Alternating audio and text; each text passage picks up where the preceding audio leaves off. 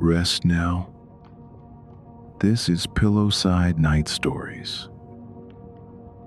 Tonight is a sleep story for adults, set in a village bakery on the night before Easter morning. The proving cloth settles with a soft sound. Above the bench, the order cards hang in a row beneath the clock. Each one a name, each one a household waiting for bread.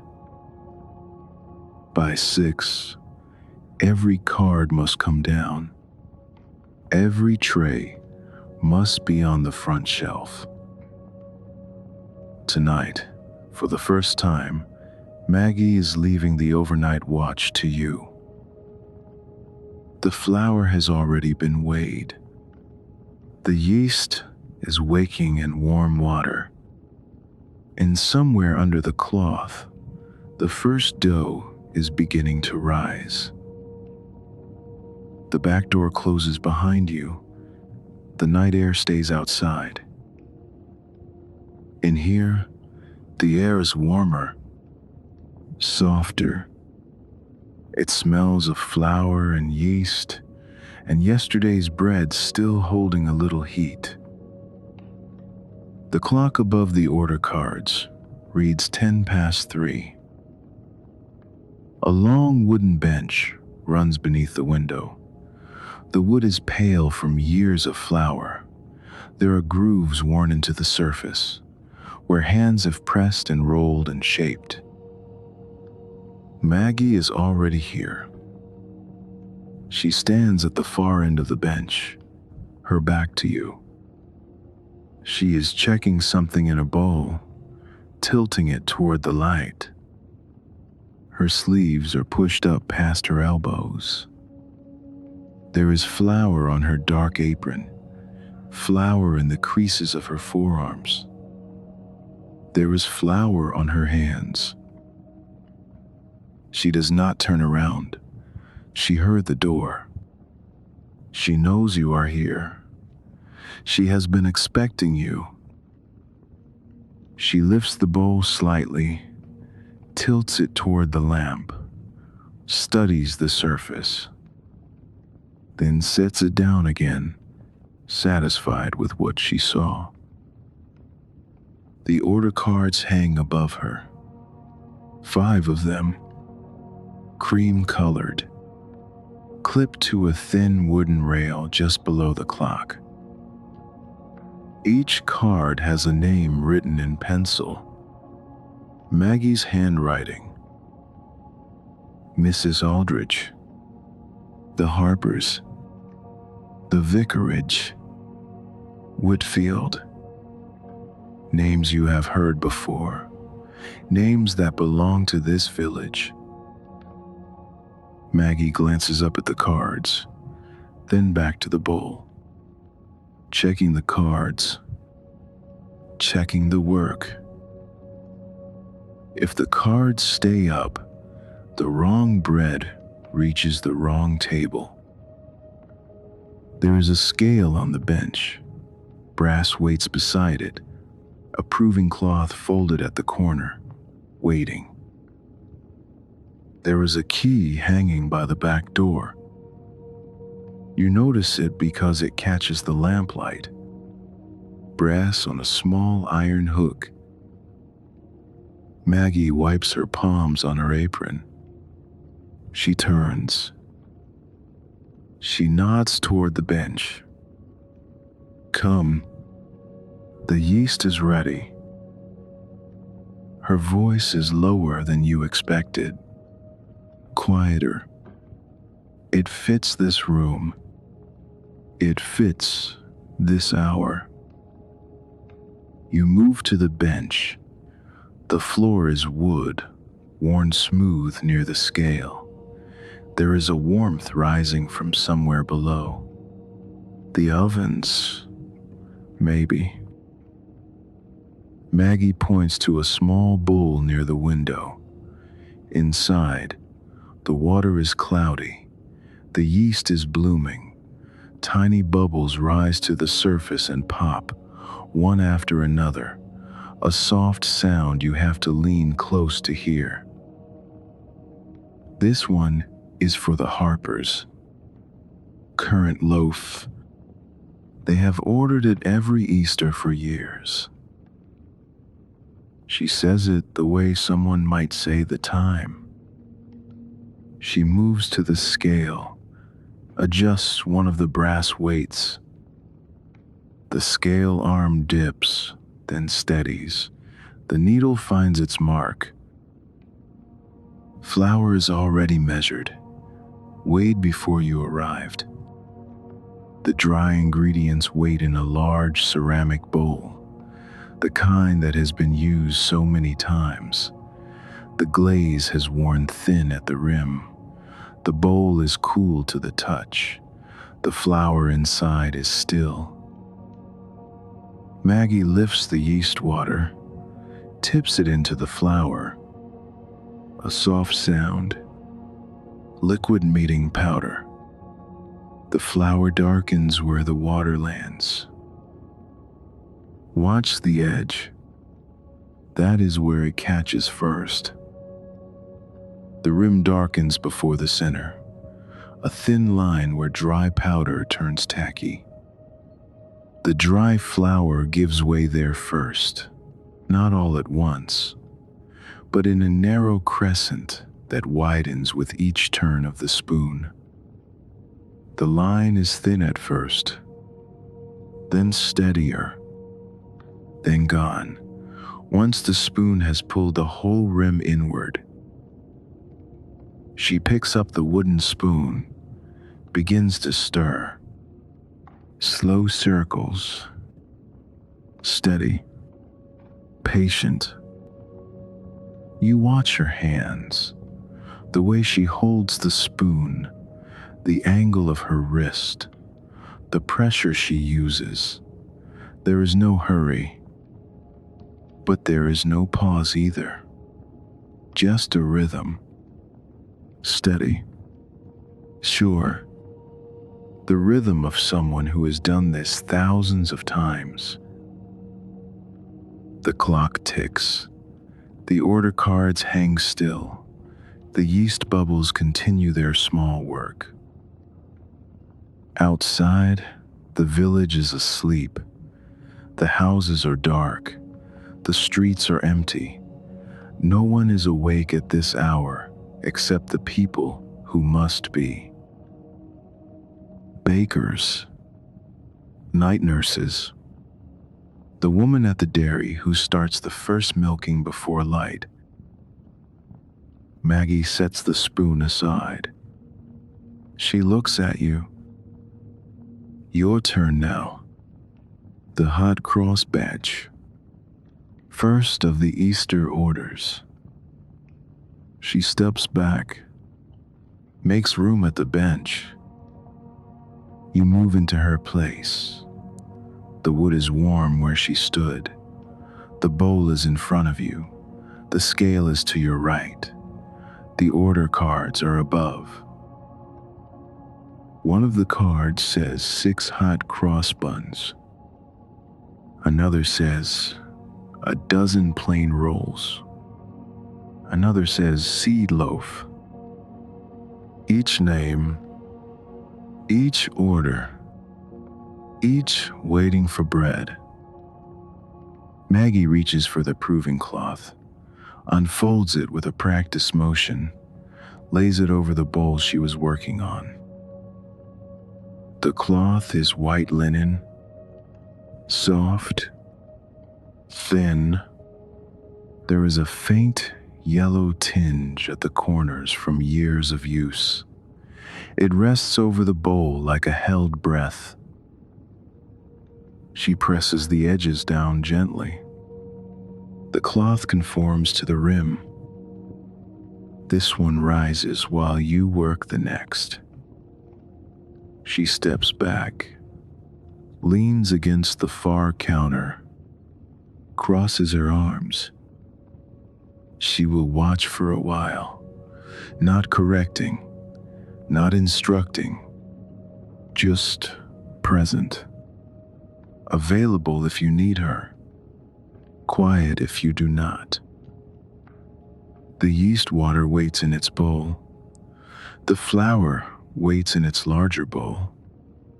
The scale has already been set. You begin. The clock reads 20 past 3. The cards are still hanging, and the night has started for real.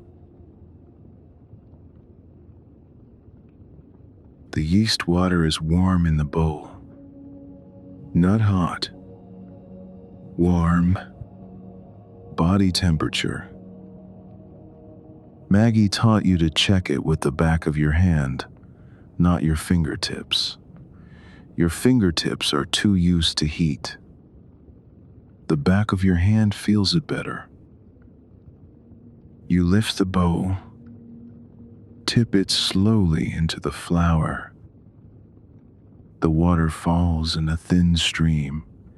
It hits the white surface and disappears. The flour darkens where it lands, turning from powder to paste in a spreading circle. You set the bowl aside. Pick up the wooden spoon. The first stir catches nothing. The spoon moves through dry powder, white clouds rising with each pass. Then it finds the wet center. Resistance. Thickness. You turn the spoon in slow circles, the way Maggie did. The flour begins to change. It clumps, clings. The mixture thickens and pulls at the spoon. Maggie watches from her place by the counter. Her arms are still crossed. Her face shows nothing. But she has not moved away. She has not left you alone yet. Stir until it leaves the sides. Her voice is low. It does not interrupt the rhythm. It joins it, becomes part of the work. You keep turning. The mixture grows heavier, stiffer. It begins to pull away from the edges of the bowl. The ceramic shows through where the dough releases. The wooden spoon creaks slightly against the rim, a sound so small you might miss it if you were not listening. But you are listening now. The proving cloth lifting, the yeast bubbling, the scale settling, the clock ticking. The dough leaves the sides. It clings to the spoon instead. A rough mess. Not smooth yet, but beginning, ready for the next step. Maggie nods. A small movement. Approval without praise. Now the bench. You dust the wood with flour from a small bowl nearby. The powder falls white against the pale surface. It catches in the grooves and fills them, turning the worn tracks bright. You tip the dough out. It lands with a soft weight, heavier than it looks. Then you begin to knead. The heel of your hand presses forward. The dough flattens, resists, springs back slightly. It does not want to be pushed, but it yields anyway. You fold it over, press again. The surface stretches. The inside compresses. There is a rhythm to this. Push, fold, turn, push, fold, turn. Maggie did not teach you this with words. Your hands learned by watching hers. The dough is sticky at first. It clings to your palms, to the bench, to the edges of your fingers. It tries to hold on to everything it touches. But as you work, it changes. The surface smooths. The texture shifts. The stickiness fades.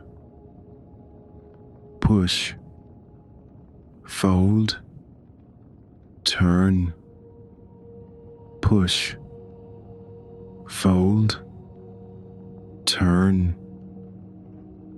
Your shoulders ease into the motion. Your arms find the angle that does not tire. Your breath slows to match the work. Flour dust rises with each push. A faint cloud. It catches the light from the single lamp above the bench. It hangs in the air for a moment, then drifts down. The clock ticks. The proving cloth rises slightly over Maggie's bowl. The dough beneath it is waking. Above you, the order cards hang still. One of them lifts slightly at the edge as the warm air moves through the room. The names are still there. Waiting. Mrs. Aldridge. 6 hot cross buns. The Harpers. 1 currant loaf. The Vicarage. A dozen plain rolls. You keep kneading. Push. Fold. Turn. The dough begins to answer. When you press, it presses back. When you fold, it holds its shape. When you turn it, it moves with you instead of against you. It has stopped fighting. Maggie steps closer. She watches your hands. Her eyes follow the motion, the pressure, the rhythm. She does not correct you, does not adjust your grip, does not tell you to slow down or speed up. She just watches, and then she steps back. The dough is smooth now, supple. It has a slight shine where the surface catches light. It no longer sticks. It no longer fights. You shape it into a rough ball, set it in a clean bowl. The bowl is cool. The dough is warm. Maggie hands you the proving cloth, the same one she used. Still warm from the other dough. You lay it over the bowl, press the edges down. The cloth settles with a soft sound, like a breath releasing. Beneath it, the dough will rise. Slowly, in its own time. You cannot rush it. You cannot force it. You can only wait. Maggie moves back to her station. She has another batch to start. Different flour. Different ratio. You watch her hands, the sureness of them, the way she measures without looking at the scale. The clock reads 3:45. The order cards hang in their row, 5 still clipped to the rail. None have come down yet. The work is only beginning. You clean the bench, Scrape the dried dough from the wood with a metal edge. Dust away the excess flour with a soft brush. The surface is smooth again. Ready for the next batch. Ready for the next set of hands. Maggie glances up at the cards. Her eyes move from one to the next. Counting, planning, organizing the night in her head. She reaches for a fresh bowl. The work continues. The night continues. Outside, the village sleeps. Inside, the proving cloths rise.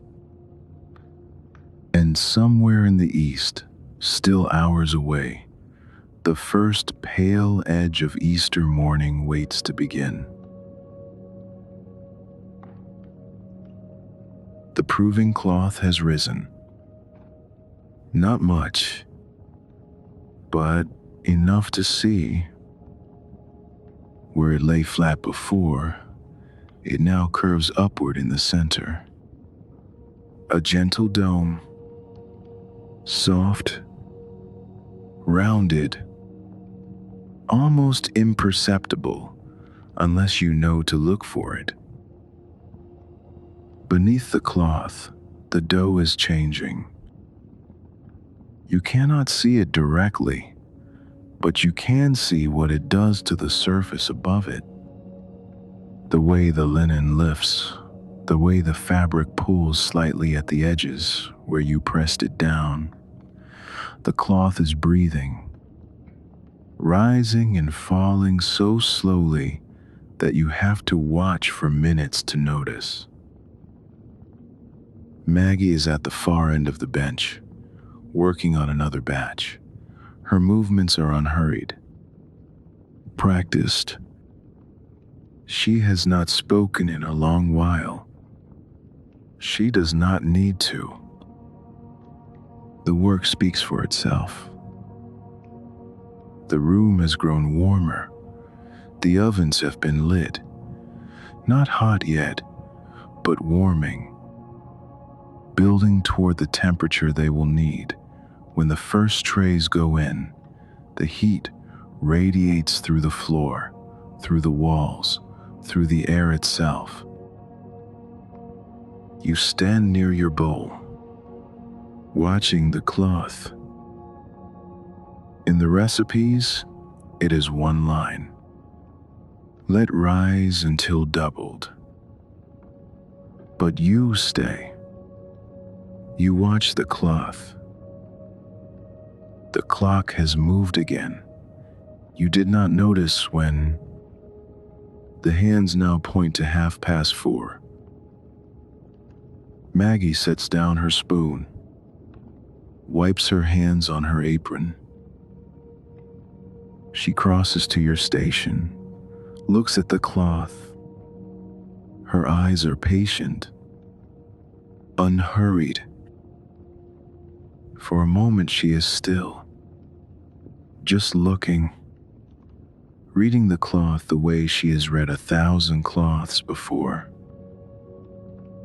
Then she reaches out, presses 2 fingers against the fabric. Gently, the way you might touch the surface of water to test its warmth. Beneath her fingers, the cloth dips slightly. The dough gives, then rises back. It pushes against her touch. It has something to say. Not yet, but soon. She steps back. Her eyes move to you. The dough tells you when it is ready. Not the clock. She touches the cloth again, this time with the back of her hand. When it answers the back of your hand, it is ready. She lets the words sit. does not explain further. Maggie returns to her station. The order cards hang above. Still 5. Still waiting. You look at the key by the door. It has not moved. Brass on its hook, catching the light from the lamp. Maggie finishes her batch, covers it with a cloth. Another dome will rise.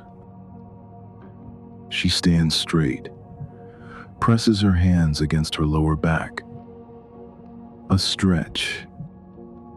A small acknowledgement of the hours she has already worked and the hours still to come. She is tired. You can see it now. Not in her hands. Her hands are still steady, but in the way she holds herself.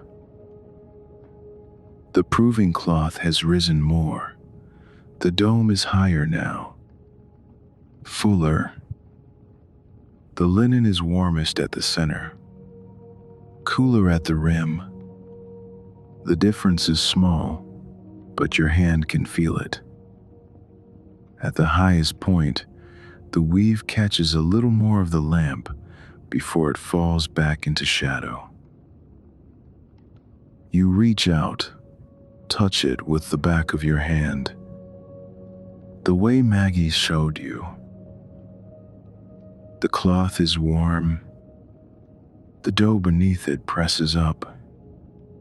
A slight resistance, gentle but present. It pushes back against your touch. Not hard, not soft, just right. Not quite yet, but close, very close. Maggie is watching. You can feel it without turning. She crosses to you, stands beside the bowl. Her shoulder almost touches yours. She touches the cloth, her knuckles, her practiced hands. The same test she has made 10,000 times. She nods. A small movement, almost invisible. Almost. Then she steps back, looks around the room. At the covered bowls, each one rising in its own time. The warming oven humming with heat. The order cards in their row, patient and still. She looks at you. I am going to rest. 30 minutes. Maybe less. She unties her apron. The strings fall loose. She hangs it on a hook by the door. The hook next to the key. The front room has a chair. I will be there if you need me. She pauses. Her hand rests on the door frame. She does not look back, but she does not leave yet either. The dough will tell you when it is ready. Shape it. Mark it. Load the first trays. Her eyes move to the key on its hook. She touches it. Lightly. The brass catches the lamplight. It is yours tonight. 4 words. No ceremony. No weight of feeling. No grand moment. Just a fact. Like the time. Like the order cards. It is yours tonight. And then she is gone. The door to the front room closes behind her. A soft click. The sound of trust. You are alone in the back room. The proving cloths rise in their bowls. The ovens hum with gathering heat. The order cards hang in their silent row. The clock reads 5:15. But for now, this room is yours. The bench, the flour, the brass scale with its patient weights, the key on its hook, waiting. You stand in the stillness. The flour dust has come to rest. The air is warm and still. The ovens breathe their low heat. Somewhere outside, the sky is beginning to change. You cannot see it from here. The window faces the wrong direction, but you can feel it somehow. The way the darkness thins, the way the night begins to release its hold.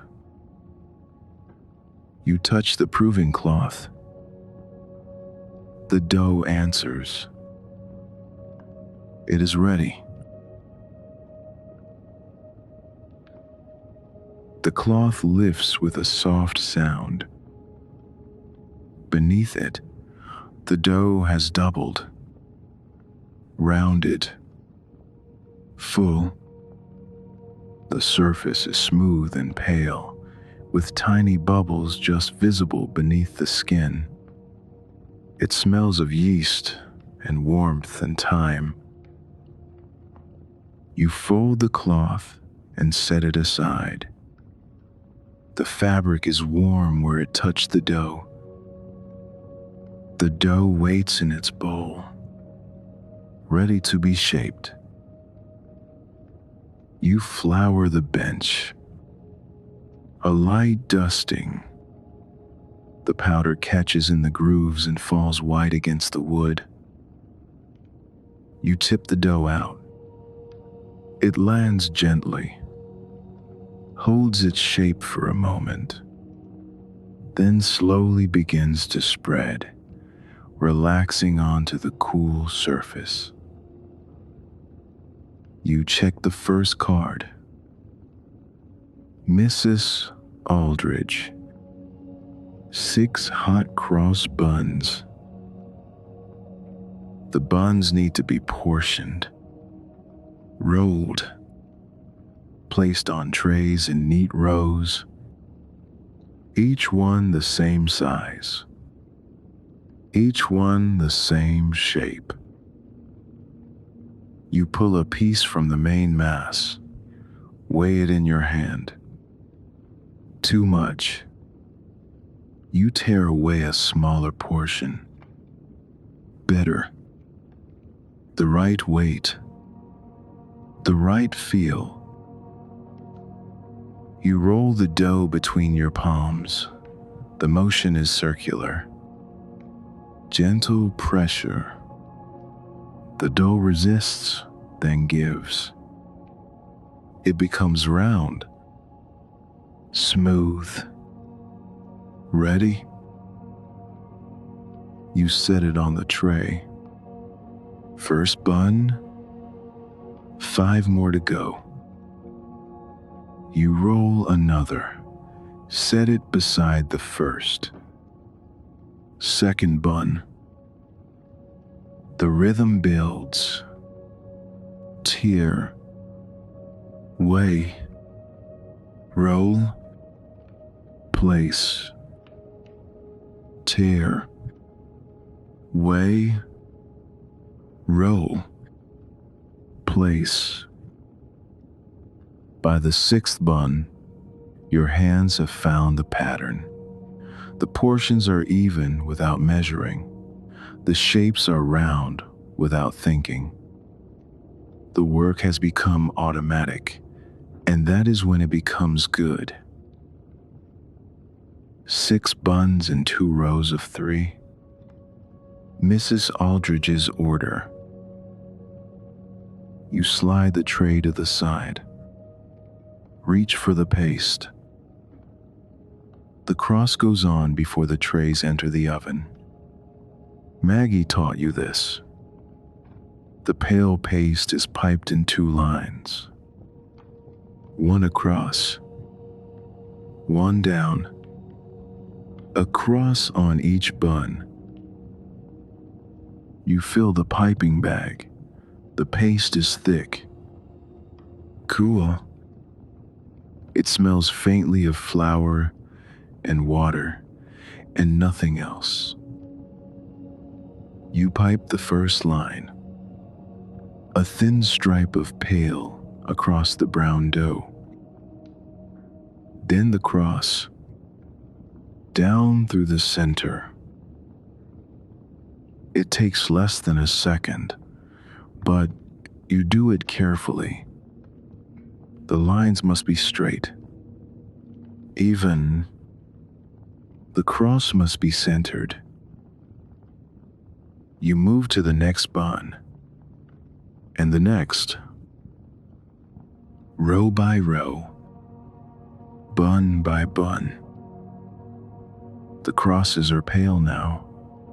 They will stay pale through the baking. The dough darkens to gold. The cross stays white. You finish the last bun. 6 crosses, 6 buns, 1 order. You reach up. Your fingers find Mrs. Aldridge's card on the rail. You unclip it. The card comes down, light in your hand. A piece of cream paper with a name in pencil. You set it beside the tray. The card and the bread it names, together now, matched. You pull the next dough from its proving cloth. The vicarage, 12 plain rolls. You portion, roll, place. 12 rounds on a larger tray. Even rows, even spacing. These do not get crosses.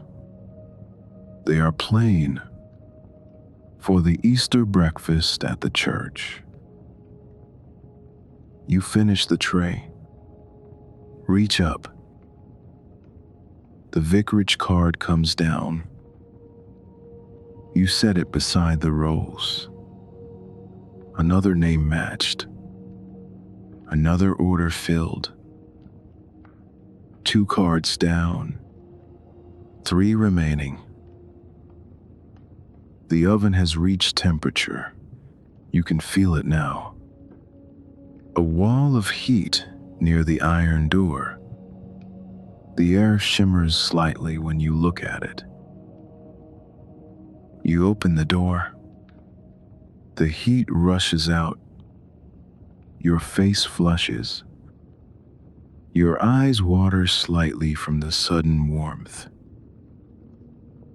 You slide the first tray in. Mrs. Aldridge's buns. They rest on the rack near the back. The hotter side is to the left. Maggie told you that. The buns go on the right, where the heat is more even. You close the door. The iron makes a sound. A low note, like a bell that has forgotten how to ring. The tray is inside. The baking begins. You turn back to the bench. The Harpers. 1 currant loaf. The dough for this one is different. Richer. Darker. The currants are folded in, distributed through the mass like buried treasure. You shape it into a round. Set it in a paper-lined tin. The dough fills the space, settling into its new home. No cross on this one. Just a single slash across the top. A knife cut. Clean. Diagonal. The slash will open as the loaf bakes. It will become a seam. A mark of expansion. A sign that the bread is breathing. You slide the tin onto a tray. The Harper's card comes down. 3 cards down. 2 remaining. The clock reads 5:30. 30 minutes until the door opens. The first tray is baking. The smell begins faintly, then stronger. Yeast and flour and heat turning into bread. You check the oven window. The buns are rising. The dough is browning at the edges. The crosses are still pale. You pull the next dough. Whitfield. Seed loaf. This one has seeds pressed into the surface. Sesame. Poppy. A pattern that looks almost accidental, but is actually deliberate. Each seed placed by hand. You shape. Press. Scatter the seeds. They stick to the damp surface, finding their places. You slide the loaf onto its tray. The Whitfield card comes down. 4 cards down. 1 remaining. The last card is smaller than the others. The order is simpler. 6 rows. No household name. Just the word counter written in Maggie's hand. You roll the last 6 portions. Small rounds. Plain. You slide them onto a tray. The final card comes down. The rail is empty now. The clips hang open, each one a little brighter where the card had shaded the wood. You stand there for a moment, looking at the space where the cards used to hang. The oven timer sounds, a small chime. You open the door. The heat rolls out. Mrs. Aldridge's buns are done. Golden brown. The crosses pale against the darker surface, exactly as they should be. You pull the tray, set it on the cooling rack near the window. The smell fills the room. Bread. Fresh. Warm. You slide the next tray in. The vicarage rolls. Close the door. The iron sounds its low note. The clock reads 20 to 6. 20 minutes until the door opens. The cards are down. The first tray is cooling. The others are baking or waiting to bake.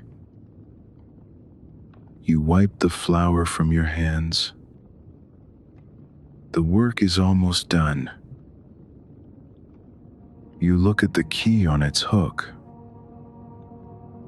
"It is yours tonight," Maggie said.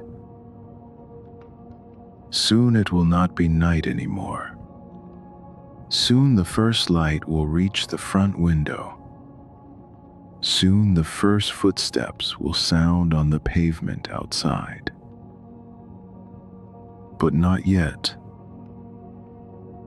For now, you stand in the back room. The order cards in a stack by the cooling rack. The trays rotating through the oven. The proving cloths folded and waiting for tomorrow night. For now, this room is still yours. The first tray is cooling on the front rack.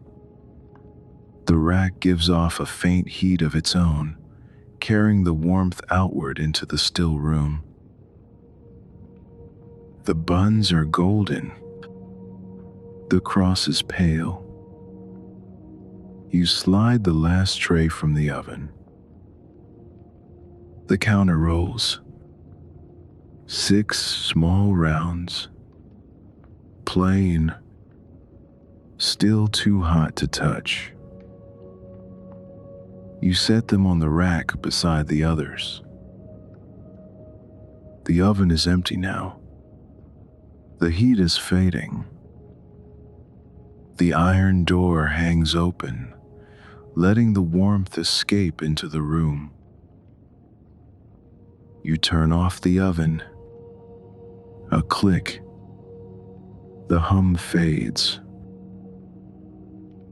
The room grows stiller. Stiller than it has been all night. The rail above is empty. The clips hang open. The wood behind them is a little darker, where the cards have hung all night. 5:45. 15 minutes until the door opens. You untie your apron. The strings are damp with sweat, stiff with dried flour. Powder falls from the fabric as you move. You hang the apron on its hook, next to Maggie's, next to the key. The key. You lift it from the hook. The brass is warm, warmer than you expected. It has been hanging there all night, catching heat from the ovens, waiting. You carry it to the front room. The light is different now. Through the window, the sky has changed. Not bright yet, but no longer dark. A pale gray. A hint of rose at the edge, where the rooftops meet the horizon. Easter morning. The village is beginning to stir. Somewhere, a door opens. A dog barks once, then stops. The clock reads 5 to 6. 5 minutes. You walk to the back door, the one you entered hours ago, when the night was deep and the proving cloths were flat. You unlock it with the key. The lock turns smoothly. You do not open the door. You just stand there, holding the key, feeling the brass against your palm. Outside, the sky is lightening. You can see it through the small window in the door. The key is warm in your hand. Through the window, the sky turns pink. Easter dawn. Somewhere outside, footsteps. Faint at first, then closer. You do not move. You just stand there, in the quiet of the front room, and somewhere outside, the footsteps grow closer. The footsteps stop. A shape appears at the glass. The door has not opened yet. The bell has not rung. But the night is over, and the bread is ready.